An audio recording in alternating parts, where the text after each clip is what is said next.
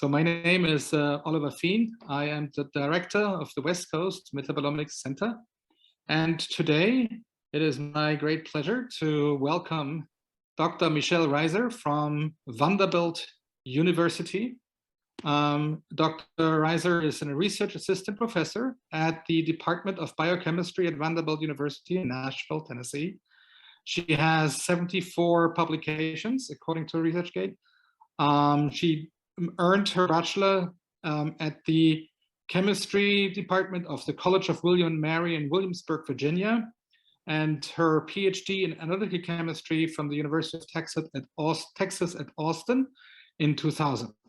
Now she has over 15 years of imaging mass spectrometry experience. And as we just learned, she is the education director for the National Research Resource for Imaging Mass Spectrometry, and she serves also as Associate Director of the Imaging Mass Spectrometry Core Facility.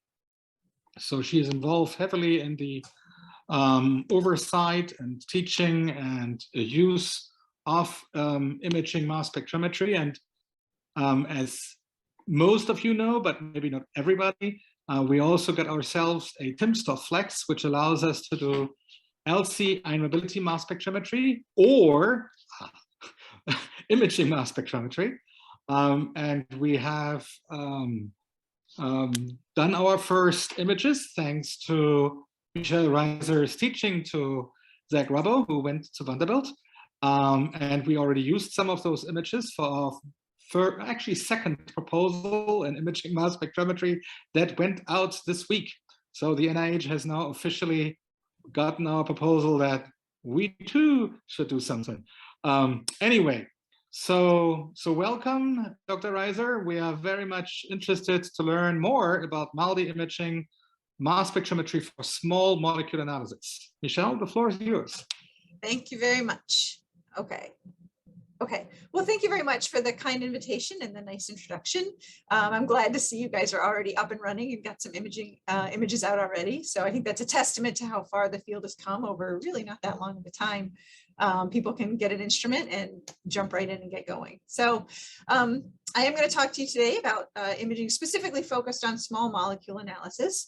I'm not going to go over too many details, so if people are really interested in them, like the sample prep and instrument parameters and setup and all that, we can chat about it afterwards, or I'm happy to talk online after the fact.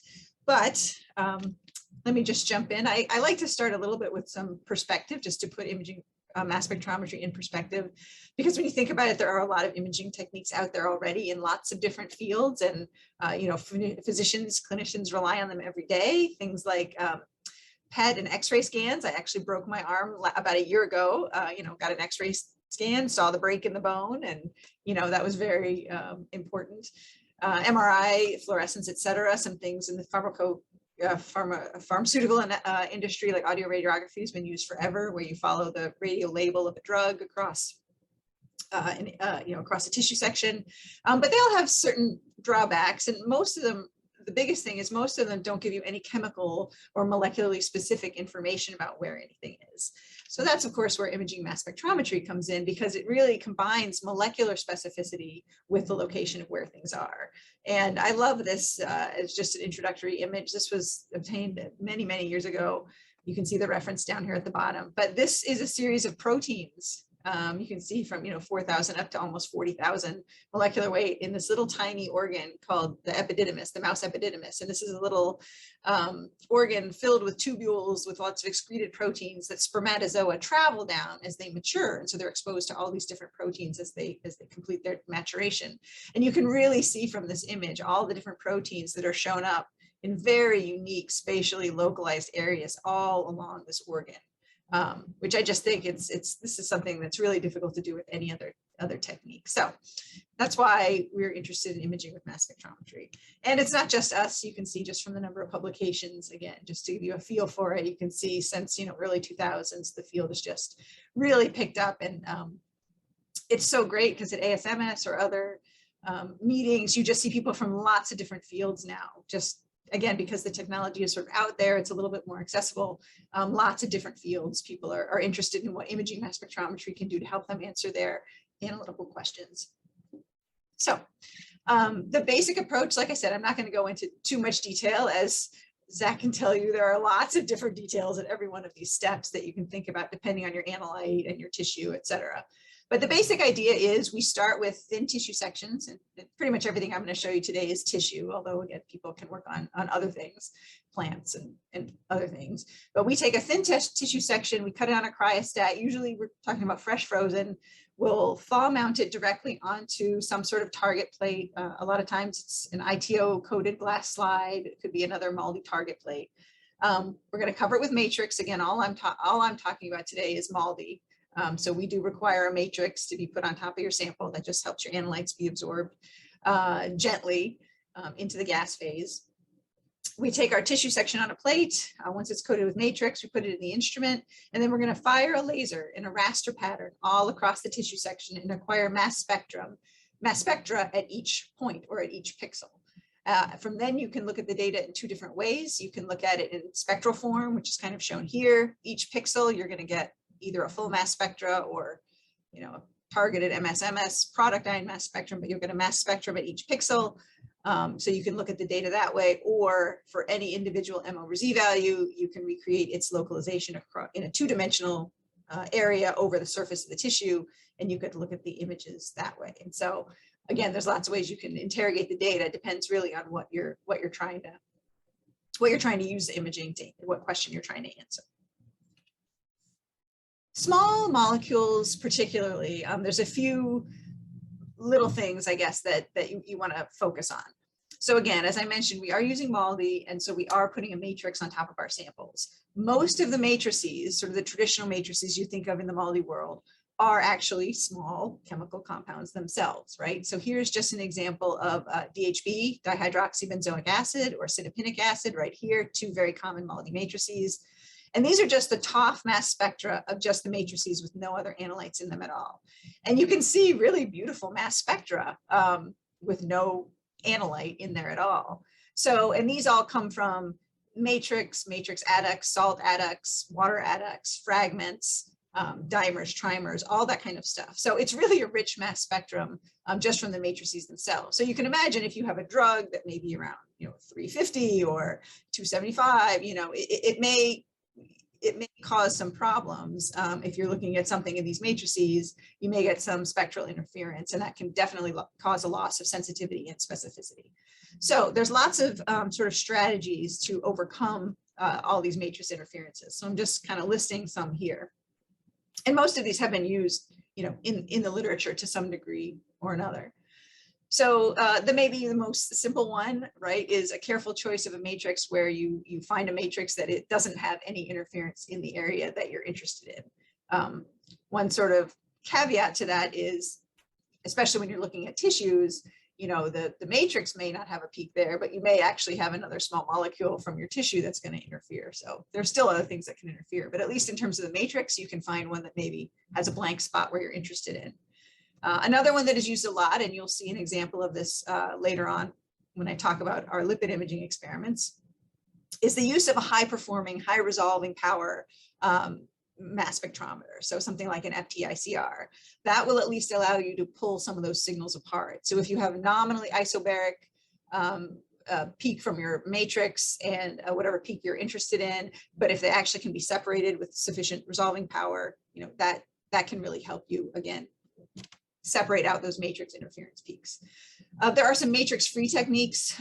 Laser desorption will absorb some compounds without the use of a matrix. Again, not at all, not many. But perhaps if you have a compound that works really well without a matrix, you don't have to use one, or things like dios that are also in the literature, a silicone kind of plate that you don't need to add an additional matrix from. It sort of serves as the matrix itself. There are also now quite a few non-traditional, what I call non-traditional matrices, things that aren't those sort of small organic compounds, things like high molecular weight porphyrins or carbon or graphite, things like that you put on the sample that aren't those small molecules that, again, may allow you to look at your sample without so much interferences. There have been a few reports of using matrix additives, and effectively what that does is just causes ion suppression of the matrix. Of course, it may suppress your analyte too, but that is an approach that may allow you some sensitivity. And the last one here, which is what I use a lot for my drug pharmaceutical type projects, is MSMS, or what I call pseudo. In my case, I call it pseudo-selected reaction monitoring. So I'll isolate my compound of interest, fragment it, and then collect a full product ion mass spectrum. And then I can recreate images for, you know, the main fragments of the drug, but sometimes I'll also get other fragments that are maybe tissue specific that you can help to see morphology or areas of the tissue. So anyway, all of those are very helpful. There's also additional things that you can think about for improving sensitivity or specificity. Again, when you think about imaging mass spectrometry, you know, we're taking a whole tissue section. Everything that's present in that tissue, you know, is going to potentially be ionized or interfere with that ionization process. We don't have any separation, no LC.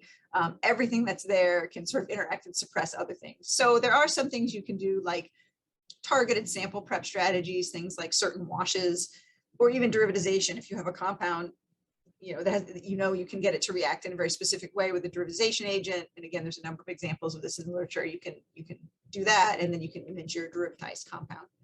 And then there's also some instrumental approaches for signal enhancement, things like, again, on an FT, you can do an enrichment, you know, something like CASI, where you can sort of enrich your ion of interest. So anyway, again, just some sort of things to think about, and you'll hear a little bit of them in some of the examples that I show in the rest of the talk. Okay, so then I've sort of arranged the talk to talk mainly of 3 different kind of biological applications or projects that I've been working in. And interestingly enough, 2 of them are from out in California. So the first one is going to be targeted drug imaging. This is primarily looking at antiretroviral drug compounds and their distributions in tissues. The second one is looking at gangliosides in the brain. This is in the context of a lysosomal storage disease. And then finally, an untargeted lipid imaging experiment looking at stomach cancer, a model of stomach cancer. Okay, so the first application, again, is drug distribution. And this is sort of a long-term collaboration I've had with a group out in Oakcrest Institute of Science, which is out in California. And their focus is on the prevention or the development of devices for the prevention of HIV. So again, a little background, right now, an estimated 1.8 million individuals worldwide just became newly infected with HIV in 2016. So it's still a pretty big problem. This includes, you know, 160,000 children, most of whom were infected by their HIV positive mothers. So you may have heard, you know, on TV or whatever about HIV PrEP, or this idea of pre-exposure prophylaxis, which is, I know that I've been seeing commercials recently for Truvada, which is a daily pill that's used for PrEP, which is FDA approved in 2012. And basically it consists of 2 antiretroviral compounds, tenofovir disoproxil fumarate, or TDF, and improcitabine.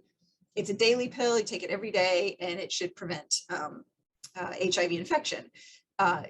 It's actually quite effective in theory, but in the field, in real life, it ends up being not nearly as effective as they thought it would be. And I think most of that comes down to the fact that the pills have to be taken every day, which doesn't always happen because people forget and get busy or whatever. So it's a little harder. So there has been a push of late to develop these sustained release products. And so again, this group at Oakcrest has been working on various parts of these devices.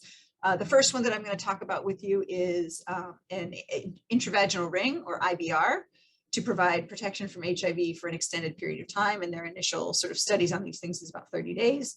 And that was funded by this U19 grant, but they also have another device, which is an implant. So I'll talk to you about after this. So their idea was to create an intravaginal ring that could contain antiretroviral compounds that again could be released over a long period of time, at least up to 30 days. And so this was their idea. And you know, this is obviously not my expertise, but it was pretty interesting to hear all the stuff that went into this particular device. So here's sort of a picture of it now, but it's really quite simple. It's just a sort of a silicone scaffold ring. And they have these different channels in here, which they call pods. You can kind of see them here within the circle. And you can kind of customize this however you want, with as many different pods as you want. You could put different drugs in there, combinations of multiple drugs. And then the release, the way the drug gets released is just through interaction with the vaginal fluids. And you can change sort of that release, how much gets in, by changing the number and the diameter of these different channels that are around there. So it's kind of a neat device. And they did a lot of preliminary studies in sheep.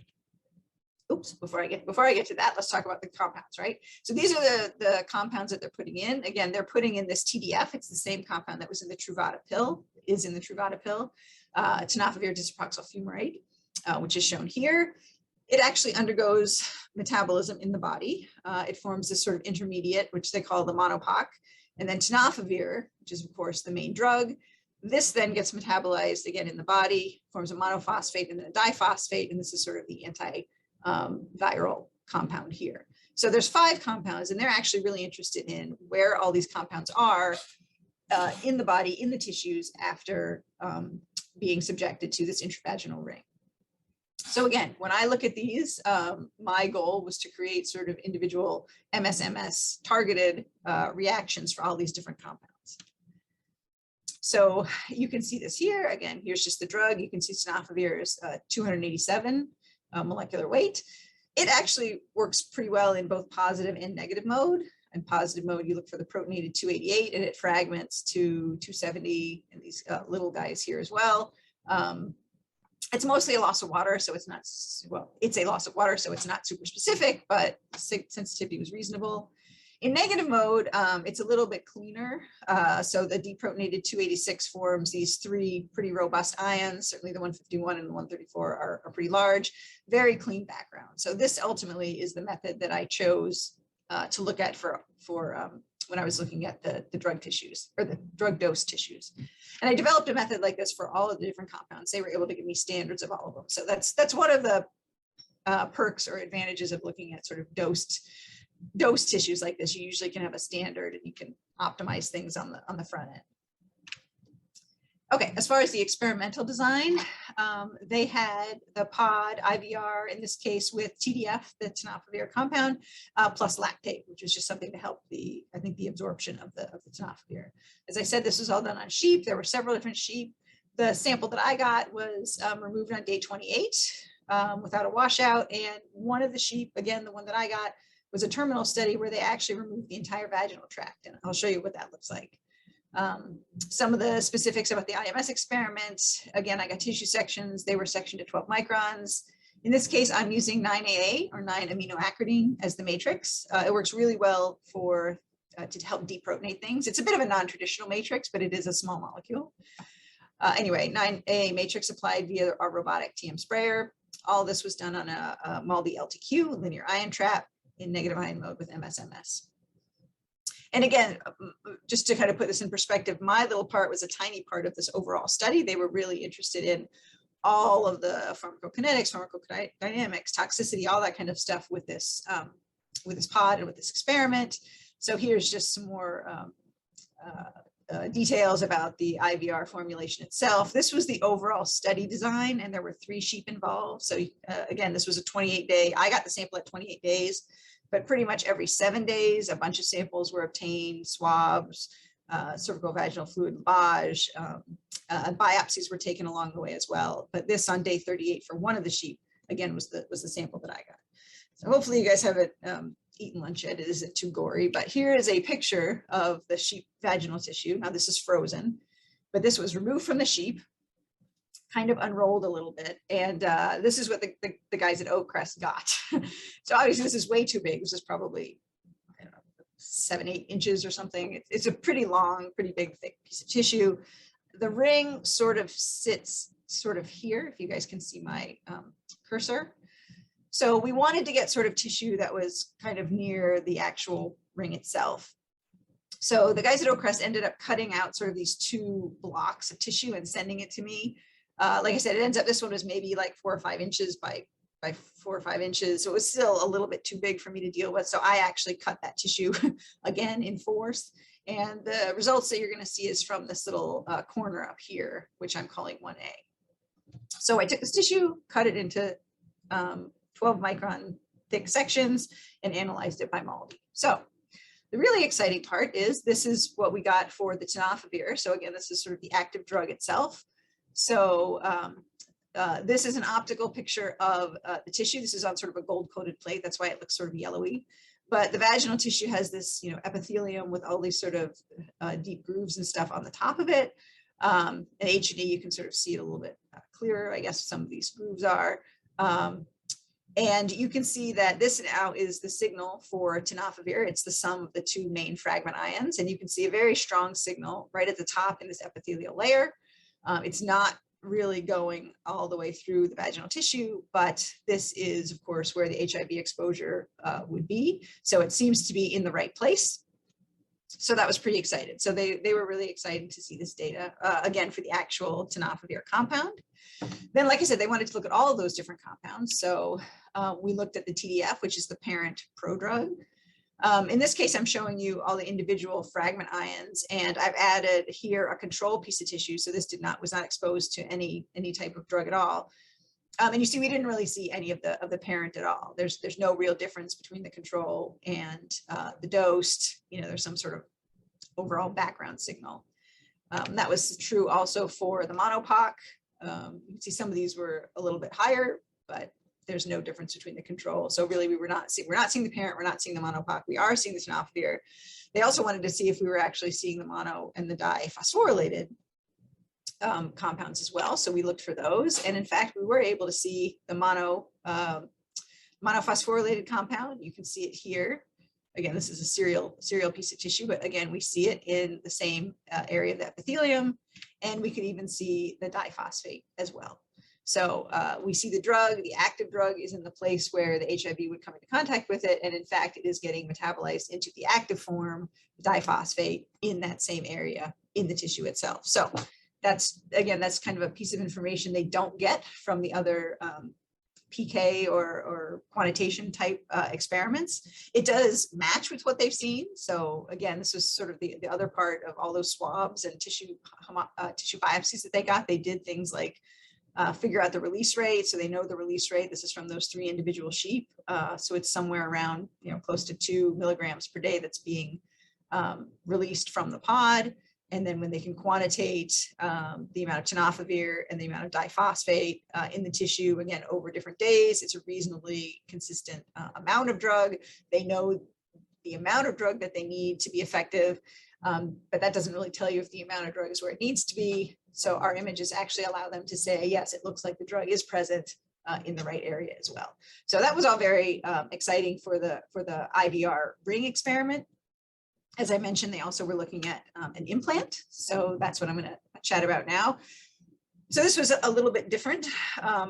These are subdermal implants. The idea you can see is probably sort of similar, right? It's a silicone tube with a lot of different delivery channels that they just pack full with a powdered drug compound.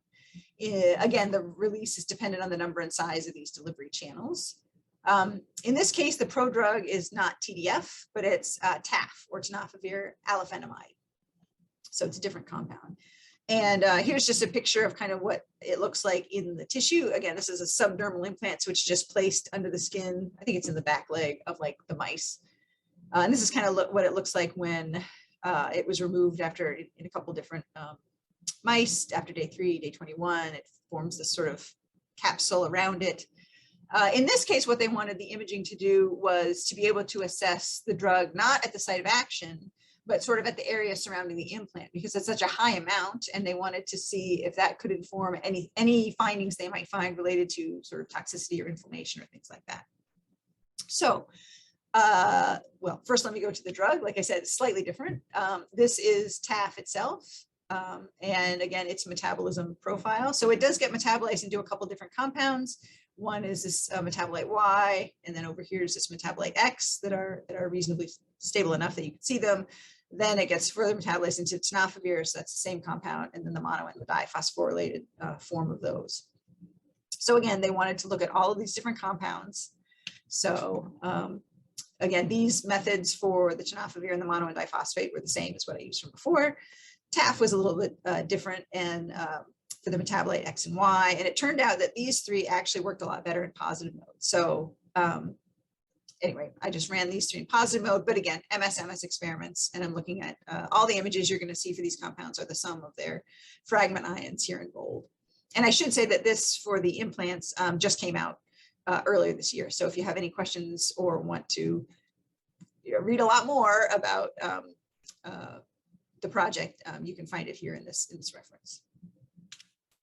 Okay, so what I was going to say before, you saw those pictures of the implants. What they first sent me was when they removed the implant, you sort of saw that picture, they unrolled it, they took the implant out, again, did studies to look at the release, how much drug was left so they could figure out the release rate. But then they took that remaining tissue and they cut it sort of in 4. And they were, like I said, they were doing lots of toxicity, histology, other stuff. I got one of those little pieces of tissue.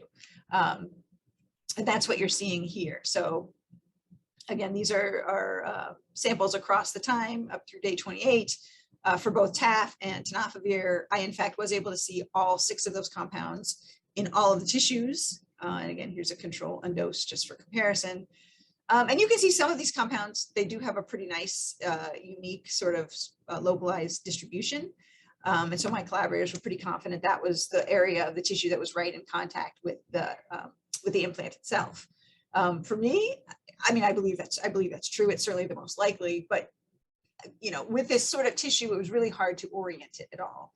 So we had some further discussions, and I asked if it was possible to get a piece of tissue with the implant still in it. So maybe we could get a whole cross section and be able to see a little bit more information about, how far the drug might be diffusing or whatever. But once we could see that implant in place. So luckily they were able to do that. And they gave me, here's an example of a tissue with the implant in place. In this case, it was one of the low releasing implants.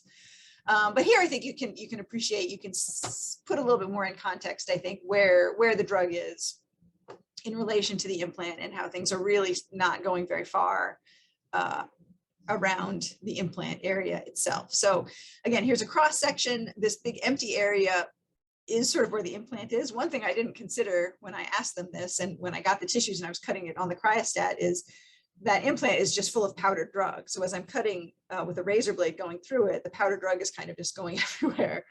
So I was able to sort of gently blow it off with some nitrogen or take a little vacuum and pick out some of the little pieces. But you can see, especially in the TAF image itself, some of these little areas in the middle where there's nothing, you can sort of correlate that those were little drug particles. So anyway, point is, you can see the tissue and you can see, again, all of the compounds, even the diphosphate a little bit. It's obviously quite a bit noisy, but they are seeing it. And so they were really happy with this. So they could see the drug really was not going very far away from the area of the implant, especially the prodrug and the 2 metabolites, X and Y. In fact, they told me that actually this was the first time X and Y have been detected in vivo following dosing. All of their samples that they got for sort of PK, plasma, and other things, they were never able to detect it because they're kind of unstable. But since the MALDI process is generally pretty,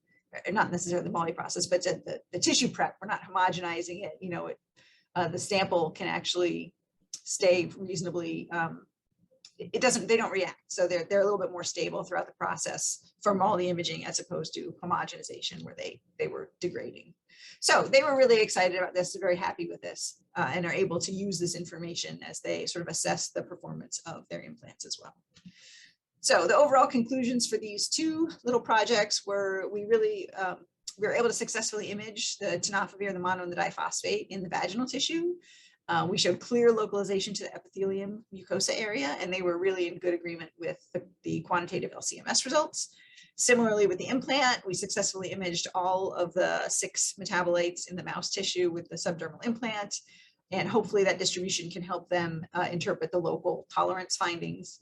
And like I said, MALDI allowed us to detect the unstable metabolite compounds X and Y, so that was pretty exciting. Okay, so that is sort of my drug distribution project. Now we're going to move on to an endogenous compound, looking at endogenous gangliosides. So this is a different collaboration. This is with a group at Denali Therapeutics, so in South San Francisco. And again, a little bit of background here. This is mostly going to be background, but they were looking at lysosomal storage diseases,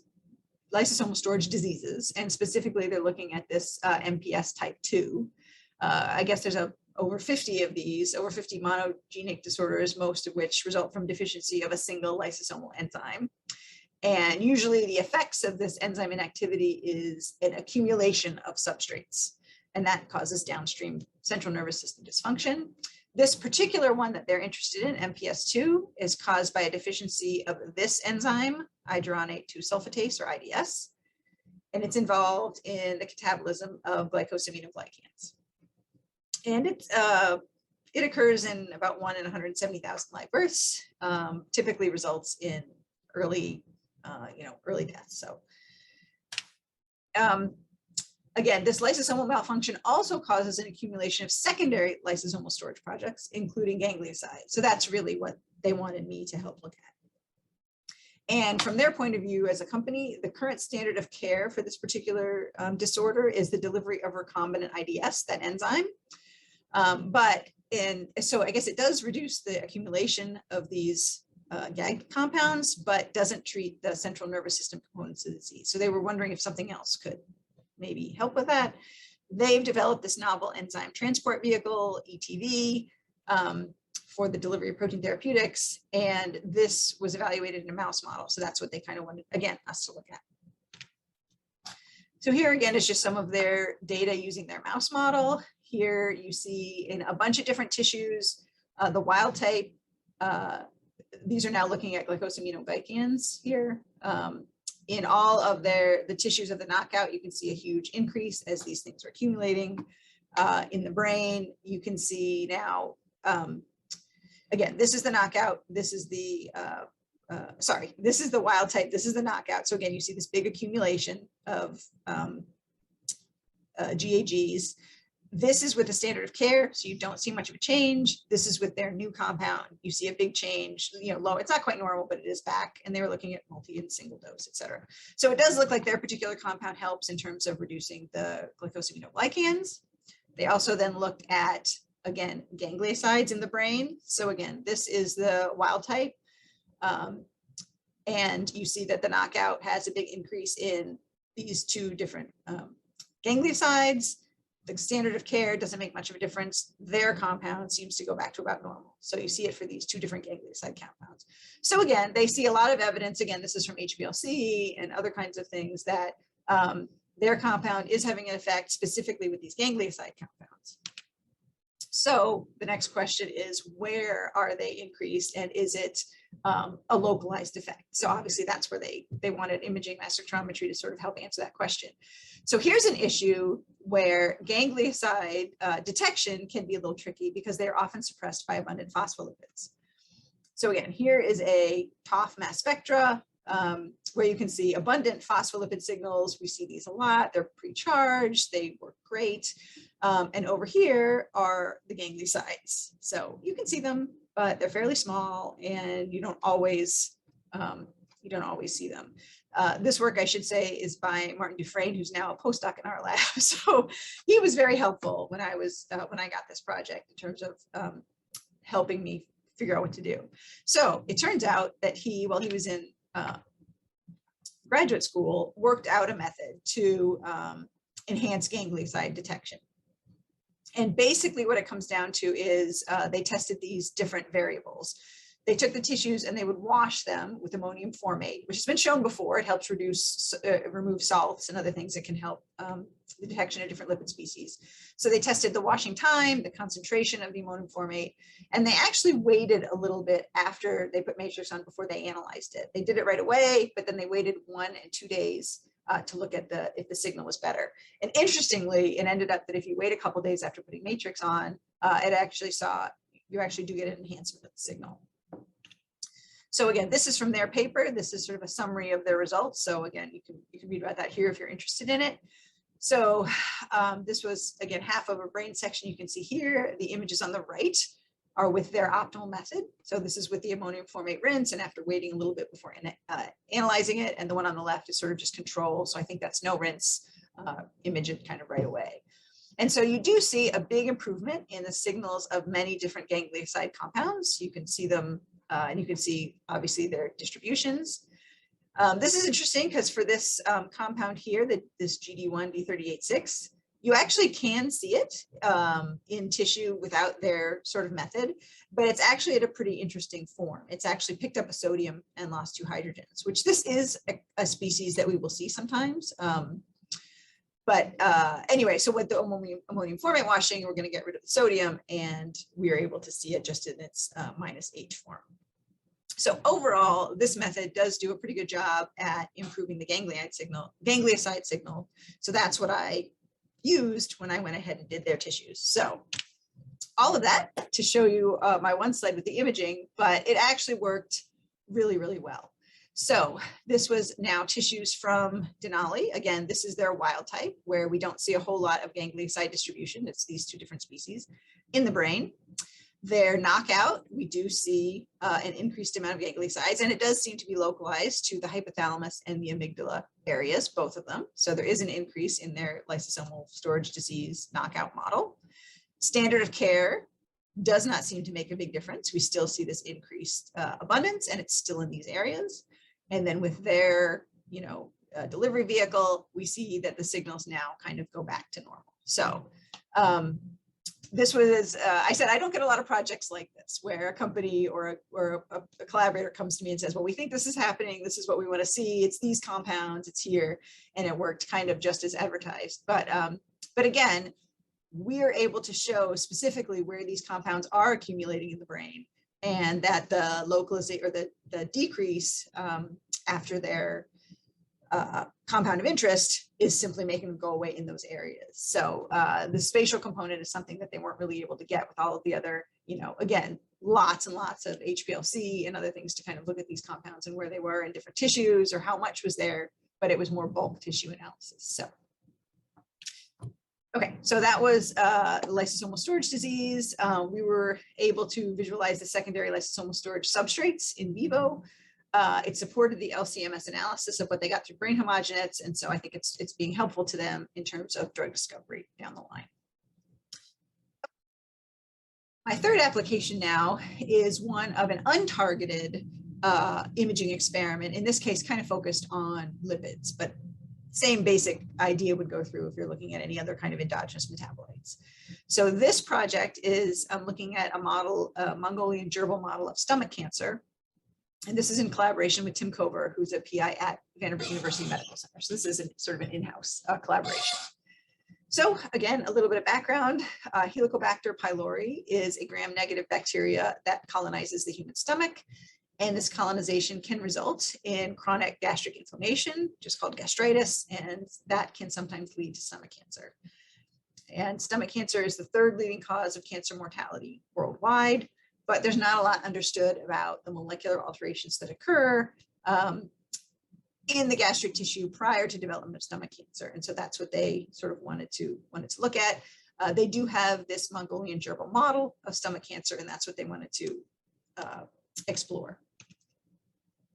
So, and again, I'll just point out that for anyone who's interested, this actually also was published last year. So if you're interested in a lot more of the methodology or the biology, anyway, you can read a lot more of the details in this reference down here. So initially, what they brought us was 10 different tissue samples. These 5 were uninfected. So you can see here, this is sort of cross sections through the gastric tissue. Again, they tell us there's unique morphological features. This top half is called the corpus, and this bottom half is called the antrum.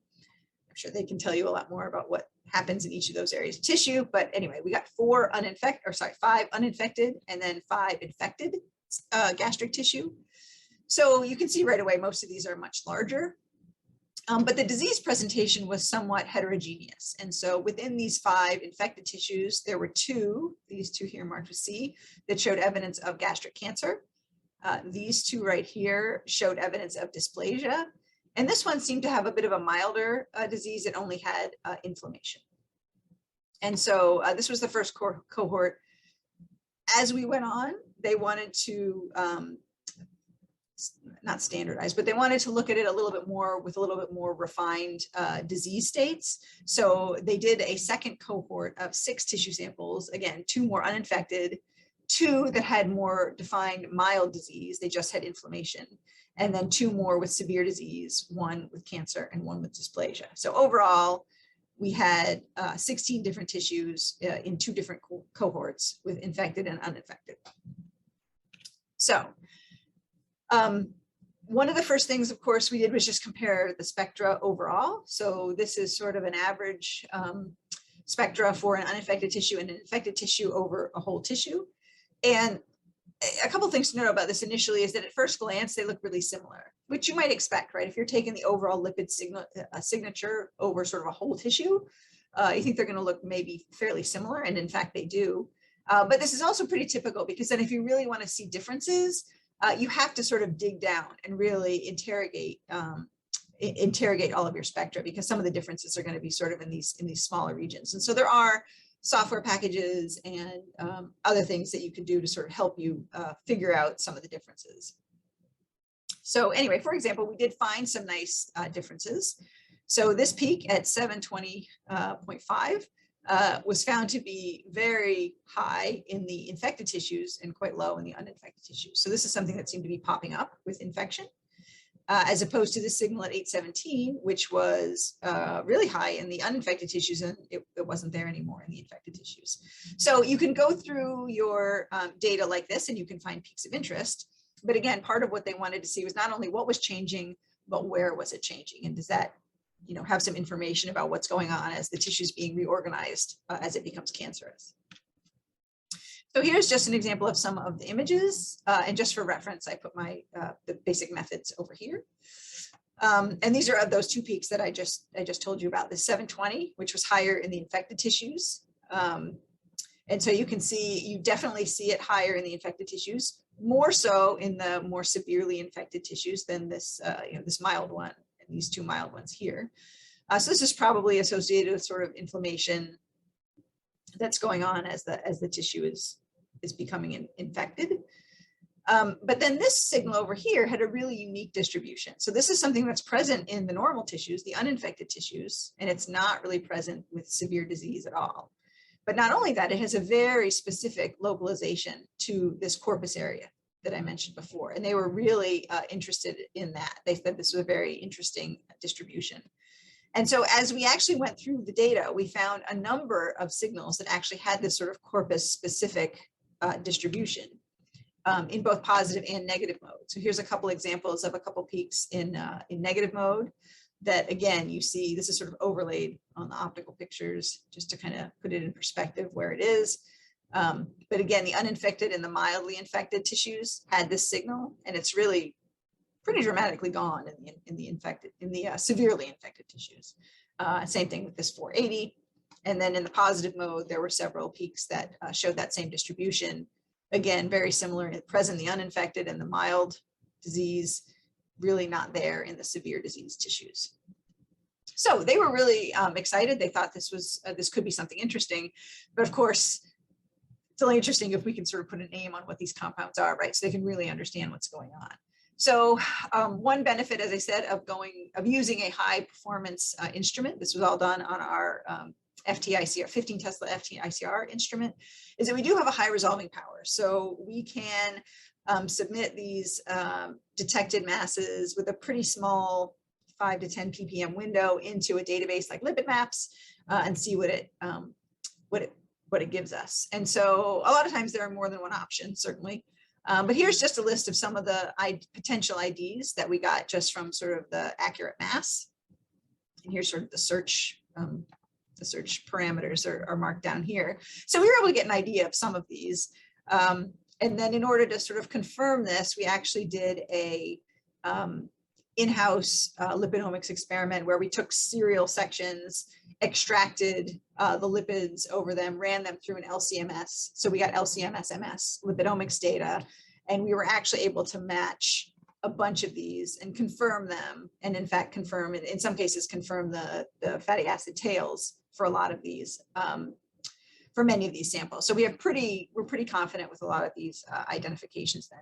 So then our collaborators can take this and say, okay, we know the species, there's some sphingomyelin species that are changing, and they can sort of see if that makes biological sense. In fact, just the fact that some of them were in the corpus, I think that was interesting to them, again, because of that location of where they are.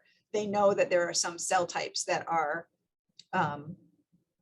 that go away as the cancer progresses from normal to mild to serious disease. And so they suspect that some of these lipids going away may be kind of markers of those the loss of those certain cell types as the tissue is being reorganized.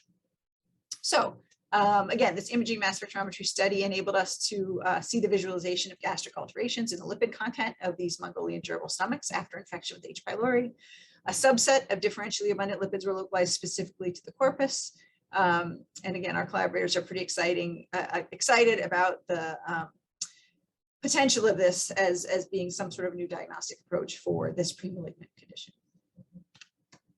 So overall conclusions, I think imaging mass spectrometry enables us to measure native molecular distributions, metabolites, lipids, which could provide new biological insights that can easily correlate with other imaging modalities. We can also measure exogenous compound distributions, drugs, and other things, pesticides, environmental contaminants, things like that, which can give complementary distribution information to traditional LC analysis. It can be a really excellent discovery technology because you don't need to know what you're looking for beforehand, so you don't need target-specific reagents. You can see what's changing without any expectations. And it can, I'm going to say can, have exceptionally high throughput, depending on how you run the experiment. But you can get multiple images simultaneously at discrete molecular weight values. So I think that's it. I don't know if I ran through that. I feel like I talked really fast.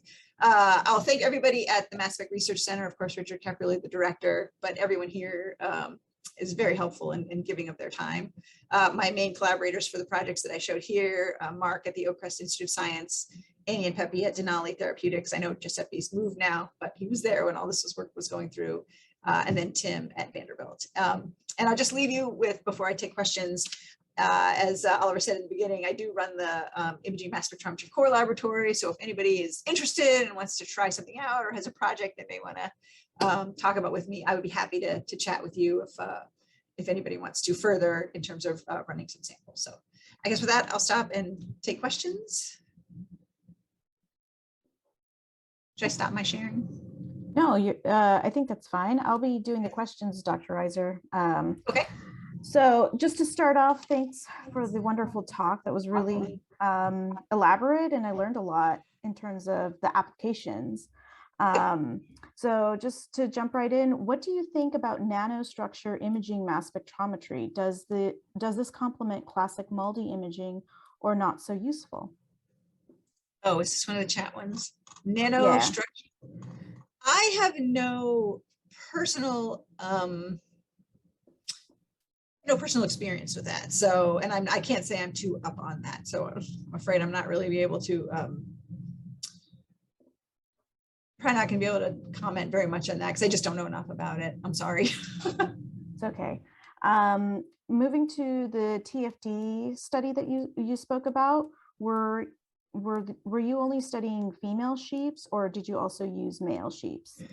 Well, that's an interesting question. The short answer is this was only in female sheep because we were looking at an intravaginal ring. So the ring was actually, it was made for female use. So we were studying female sheep, but there certainly was a question. And I know that they went on and did they did a human clinical trial. So obviously they recruited women to be volunteers to have the intravaginal ring, but there were certainly questions about males and then how, pre or post sex might affect the drug distribution or the biome and all kinds of things like that. So there definitely was interest in sort of how the male,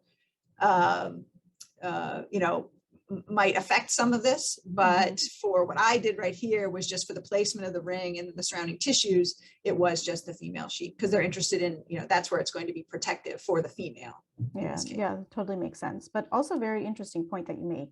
For the same study, you only had showed the monophosphates that worked in positive, negative MALDI.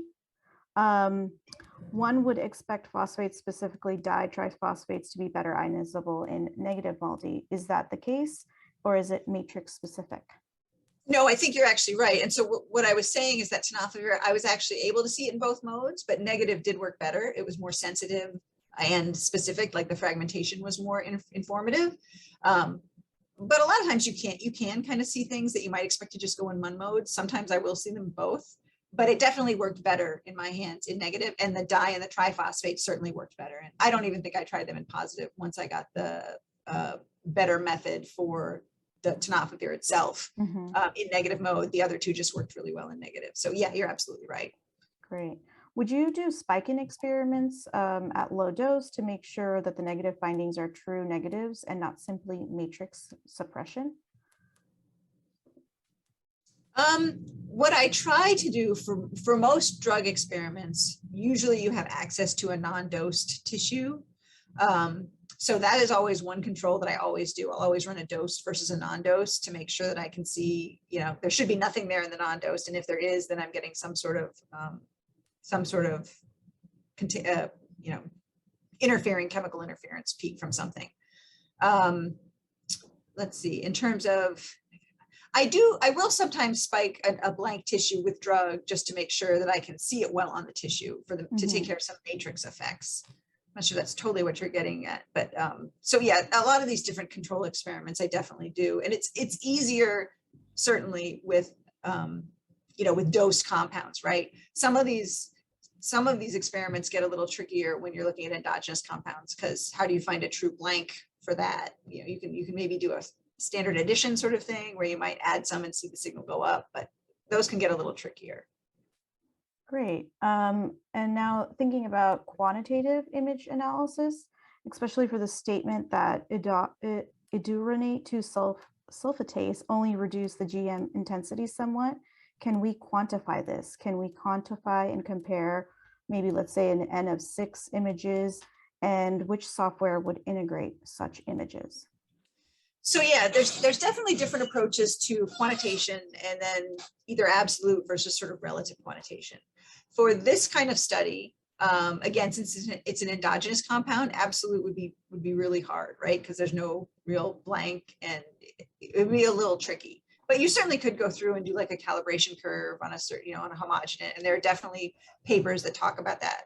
I think the easier part on this would just be sort of to do a relative quantitation, and certainly if you had N of 6 or however, we also had more than I think the ones that were shown. That was sort of one of each, but we did do I think at least 3 of each that all showed the same thing. But you can in fact export the spectra for each different region, and then you can directly compare them. And so a lot of times that shows you a pretty big difference that in terms of relative quantitation is good enough to support your image analysis, right? You can see a huge difference where the treated is pretty low, but the disease is pretty high, or whatever all those conditions. So that definitely you can export the spectra and get the actual intensity of those peaks, and you can do a pretty good relative quantitation that way.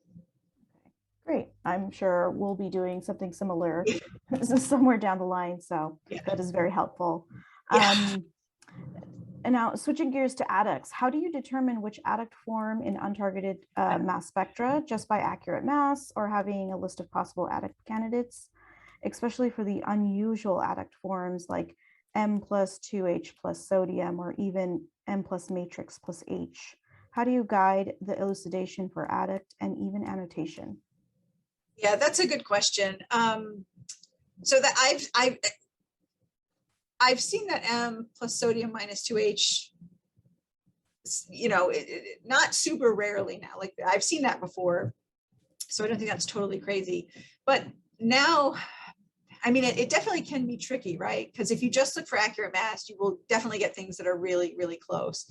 A lot of the databases that you use, like, so for example, what I used on that data set was, or well, not that data set, but for the lipid experiment, when I was searching those compounds, I used lipid maps. The good news is that they actually offer a lot of different ways that you can search. Like you can search M plus H, M plus potassium, M plus sodium, M plus lithium. People will add lithium. Usually that's sort of a separate experiment, but people will add lithium in order to get better fragmentation. M plus ammonium, like from LC kind of stuff. There's different adducts that can form. You can search for all of those adducts, and it'll give it to you. In some respects, that's good because you can kind of cover all your bases, but in some cases it'll show you things that maybe aren't really realistic. Like if you didn't dope with lithium, there's probably no need to search for a lithium addict.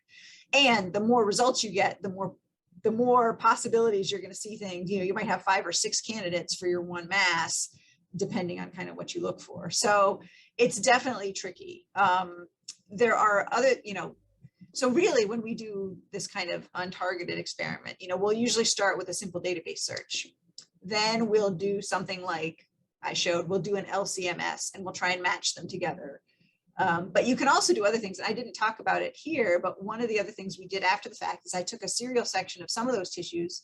I did an ammonium formate rinse to get rid of some of the salts and image them again. And so the idea there is if there was a peak that was showing up where one of the possibilities was that it was a salt addict, in theory, that should be reduced or removed after the ammonium formate washing. And so we're able to sort of get rid of options that way a little bit too. So there are sort of other parallel experiments that you can do. But it's definitely tricky, especially when you have so many isomers, exact isomers or near isobars to sort of figure out what's going on. That's where, you know, some of what I didn't talk about, but like the specific washes or targeted sample prep can sort of help you out a little bit. You know, you can decide in the beginning, I'm going to do an ammonium formate wash. I'm not going to consider sodium and potassium adducts because most of them should be washed away. You can sort of do that up front to simplify your spectra.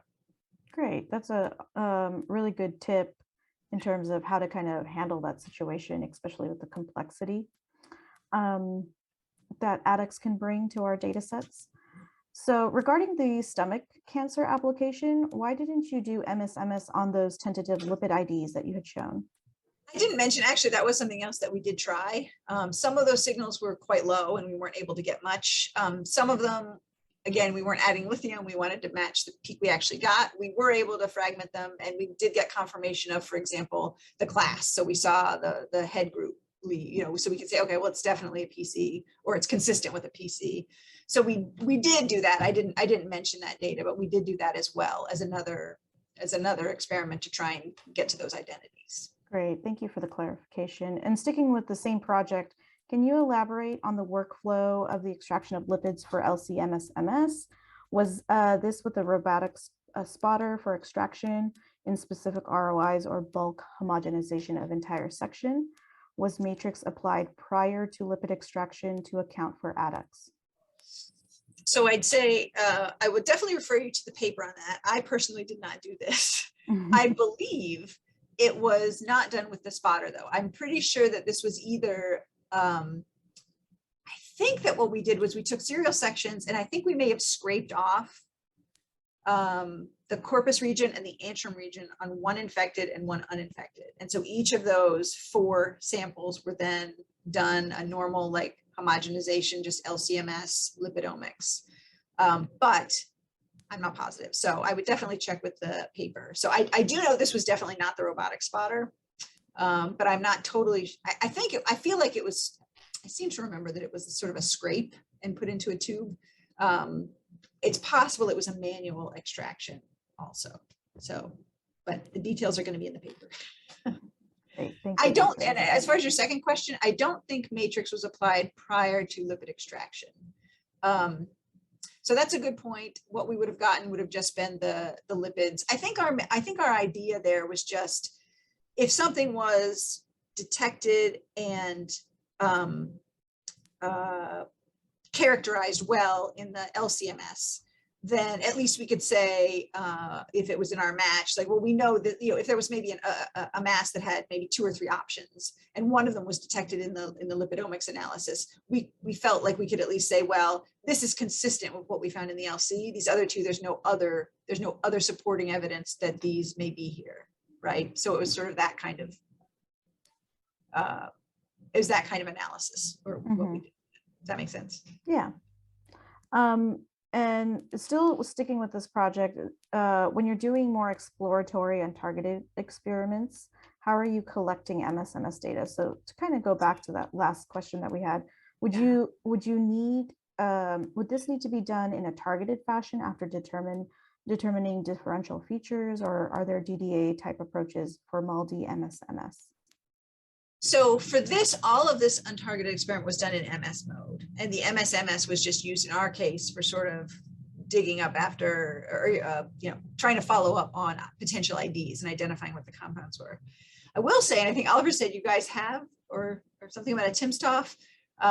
Maddie in our group has shown some really great work when using a timsTOF, taking advantage of that unique system to be able to do MS on like 60 individual signals within sort of a pixel. You could divide your pixel up into 4 and do an MS and then MS from like 20. So sort of doing MS and MS at the same time over an image. And so you get sort of 60 IDs at once. So she's shown some really nice work with that. I believe she gave a talk. Yeah, she gave a talk at ASMS this year. So her name's Madeline Colley, if you want to look her up, or look up probably Richard Caprioli or Jeff Spraggins would be the PIs on there. She gave a talk. So you could, if you're members of ASMS, you can go look that up. So that is, I think, how some of this could be moving, especially for untargeted, where you could get, a certain number of pretty reasonable MS data. And, in the timsTOF, you also get ion mobility, CCS numbers, collisional cross-section numbers that you can use for identification as well. So you have several pieces of information to help to judge your confidence on what you're looking at. So that's not what we did. We did just MS and just kind of did after the fact MS to try and ID. But like I said, I think this is a pretty powerful approach, what she's shown. I think they're still in the early phases really of seeing what it can do in terms of imaging, but it looks pretty promising.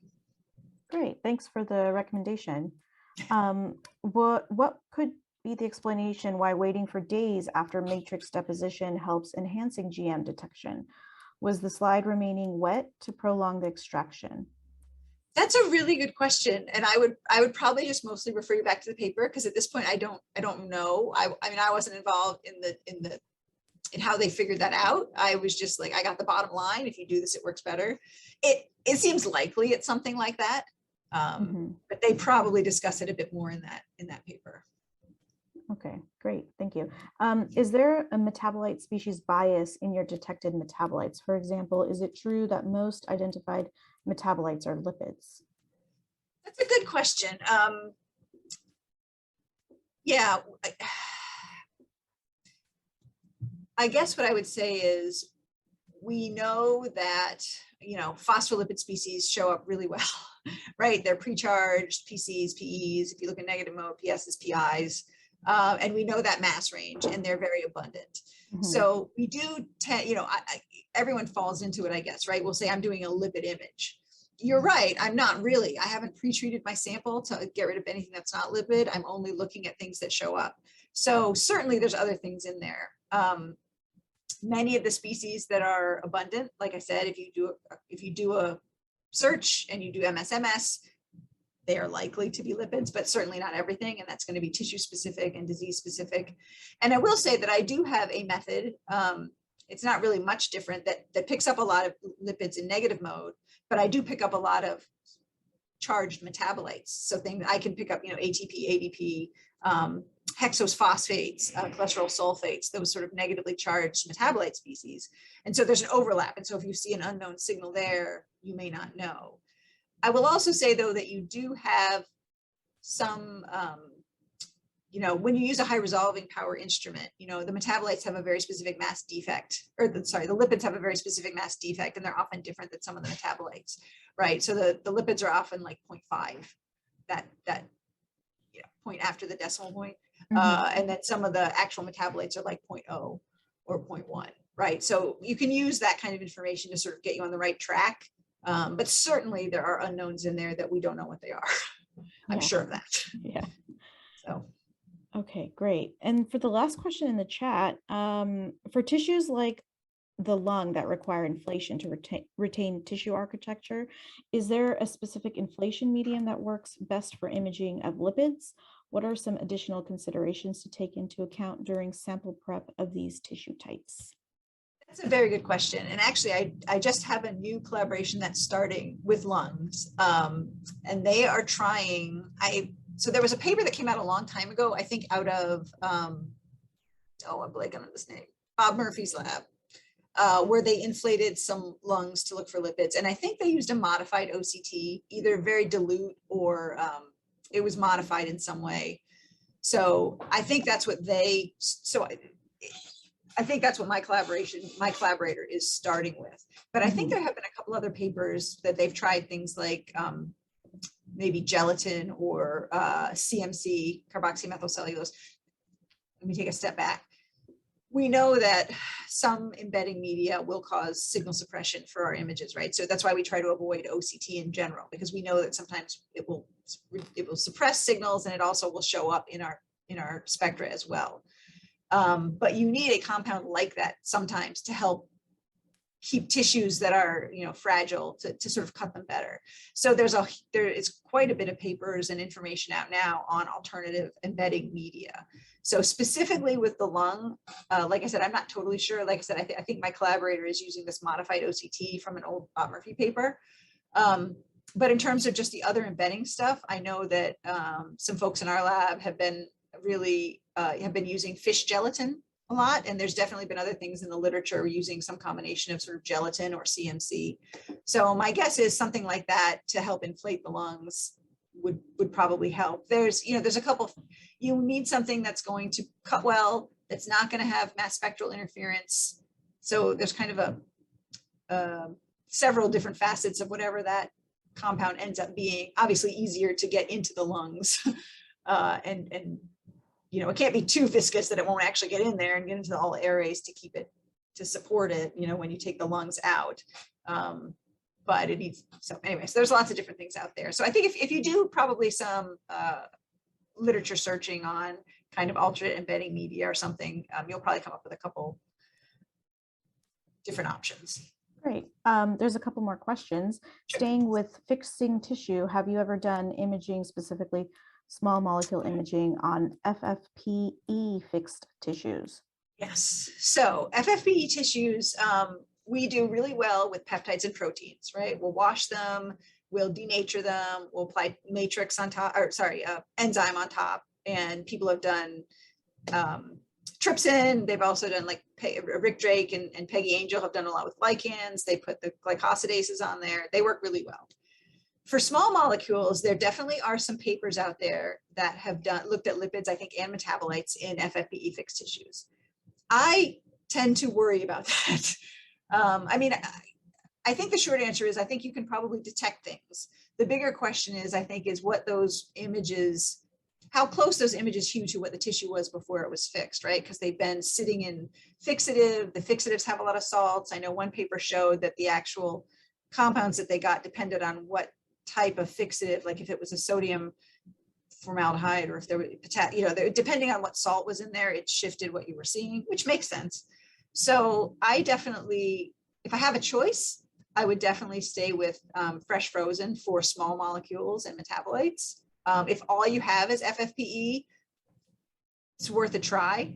And my other guiding principle kind of is, as long as everything was done sort of in the same way, your control and your dosed or your control and treated, maybe you'll find something that will be discriminatory or that will be different, that it'll be useful to you, even if it may be a step removed from kind of maybe how things were really localized in the tissue when it was sort of before it was fixed, if that makes sense. Mm-hmm. So kind of a long convoluted answer, but I'd prefer to do fresh. That's my short answer.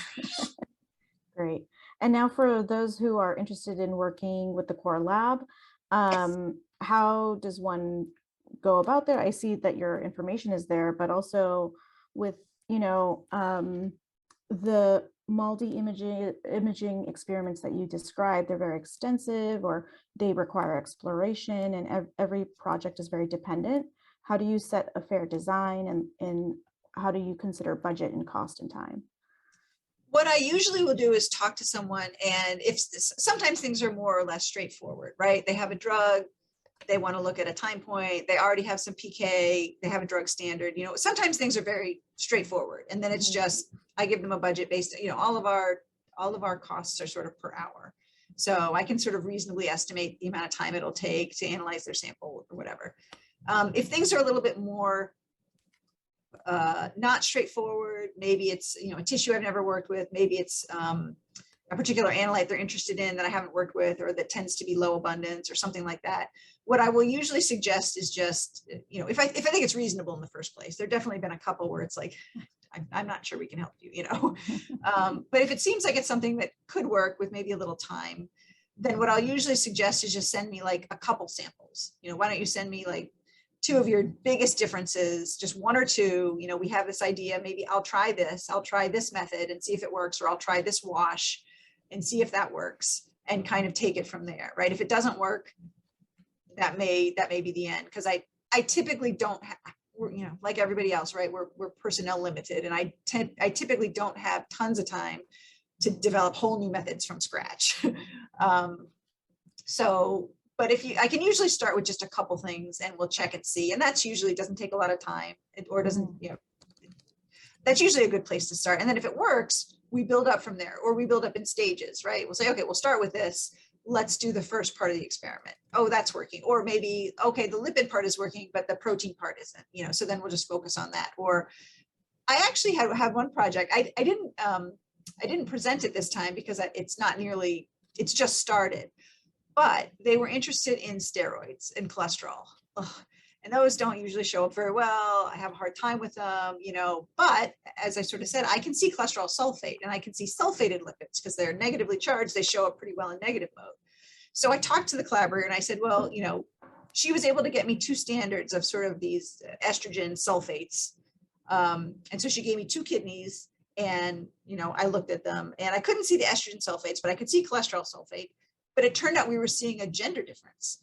And so it turned out that just kind of that, and it enabled us to say, okay, so I've run now like I think 6 or 8 kidneys for her, and they're going to present that at a workshop. And so this is, while it's not exactly what she kind of came to me looking for, what I was able to give her was actually giving her more information that is interesting to her. So we are able to move on about it. And when I first heard about it, you know, steroids, I'm like, no, you know, so things like that can't happen. And that's what I mean. We just take a couple samples and we see if it's going to work. And if I can't see what you want, or if, you know, it could have been that cholesterol sulfate was totally uninteresting and there showed no difference, and that would have been that. But so yeah, you don't always know how it's going to go. Great. Well, those are all the questions in the chat, and there's definitely some time to open it up if people still have questions, to unmute themselves. Sure.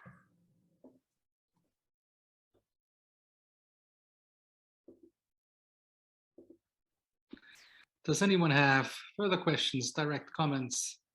It was a lovely presentation. Anyone adding up to that? Well, at least we now know where to go when we need further expertise and further recommendations, and maybe even send samples. So that was fantastic, Dr. Reyzer. I really liked it. It's a field that is so complementary to what other people do, because metabolism, biochemistry happens in space and time. And once you homogenize and extract, you have already lost to some extent. So that's why we think that this is the future. Maybe you want to comment a little bit, just a tiny bit, on resolution, like cells and many cells. Yeah, I didn't really talk about that. I mean, again, I think the field is really progressing, and I think most commercial instruments now can probably go down to about 10 microns. Now, having said that, that doesn't mean you're going to detect everything at 10 microns, right? There are definitely some compounds that just aren't they're present in low abundance or transient, right? If you catch it at the wrong time point, you're not going to see it. So our big point, I'm sure Zach will tell you, we say this over and over, right, is pick the resolution that answers your biological question. So most of the things that I showed you today, I think I did the stomachs at 75 microns. I think the sheep was such a big sample. I think I ran that at 100 microns. The implants, the small implants, I did at 50. So I didn't really do anything higher than about 50 microns for these. But those were looking at more or less larger tissues, bigger blocks of tissue, right? certainly if you have something that's really highlighted, we could go down to, like I said, 10. There are some easy things relatively easy things you can do to go down to maybe 5. But then what you're really doing is fighting with sensitivity. And so that's when some of the sample prep things can come in. If you're really fighting with sensitivity, try and find a wash to get rid of all the things that are maybe suppressing your sample or could be suppressing your sample. Some instrumental things. I'm sure anything with like a front end on your instrument that could serve as a storage place for ions. You know, an FT, I don't know if it's a Brugger name or it's an FT thing, but they call it CASI, right? Continuous accumulation of selected ions. It's basically from each laser shot, you sort of build up ions in the trap or in a hexapole, and then you bring them into the trap all at once. So there are instrumental approaches to improving sensitivity as you go down further and further, sample prep approaches to improve sensitivity. So it's always this fight and this trade-off. But 10 microns, I mean, people have seen, you know, they talk about that like single cell layer in the brain, the Purkinje cells. You know, I think at 10 microns or 5 microns, you can make out that cell layer. So with an average mammalian cell of somewhere around 20 microns, you know, we can get sort of cell. It's more likely that what you see is sort of cell populations, right, instead of really individual cells. But it's reasonable enough now that if you have an abundant enough compound that you're looking at, you could sort of get a pretty detailed picture of some of these regions. That's my overall resolution talk. Yeah, and then there's one final question. Yeah, there's one question in the chat. What are your thoughts on imaging using skin tape strips? Using what kind of strips? Skin tape. Skin tape. That's a good question. I don't think I've ever heard of them. So these are little things. Think about acne, right? Think about like you're a dermatologist and you're curious about what happens with that. I'm just making it up. I don't know what the background of the question is. But there's a lot of people interested in skin. Now, with animals, you can take off the skin and with humans, humans are more delicate. I think it's something that you put on the skin and then you take off. Way back in the day, one approach that we used to use for tissues would be blotting. Like you would take a tissue and you would blot it on some sort of membrane or something, and then put that on a slide, put matrix on it. So my guess would be something like a skin strip would be very similar. You would have to find a way to affix it to the tape, to the plate, maybe with double-sided tape, but you could affix that strip there, put matrix on it, and then you could probably just image the whole strip. Now, I don't know what kind of stuff would come off. I don't know if you'd have to do sort of a sample prep to get rid of the, the loose skin cells, or, there probably would be some kind of method development to sort of optimize the prep. Like I said, I don't know how much of a height difference you might get, if what you're really taking off there. But my guess is you could do it somewhat like we used to do with the blotting, and just affix it to the plate, put matrix on top of it, and actually put it in the instrument and see what you see. Yeah, okay. Well, I think that was very elaborate, as Arpana already said, and a great lecture and good information. So we now go into a summer break. So this was our last talk for the until summer. And Arpana, do we already have thoughts when we start again? Probably sometime in September, but there has not been a date booked just yet. So then watch out for our Twitter emails and other information to see what we do in the next year. Thanks everyone for listening in. Thank you so much, Michelle Reyzer, for a fantastic talk. Everyone, have a good summer. Thank you very much. Bye-bye. Bye-bye. Great. Bye-bye.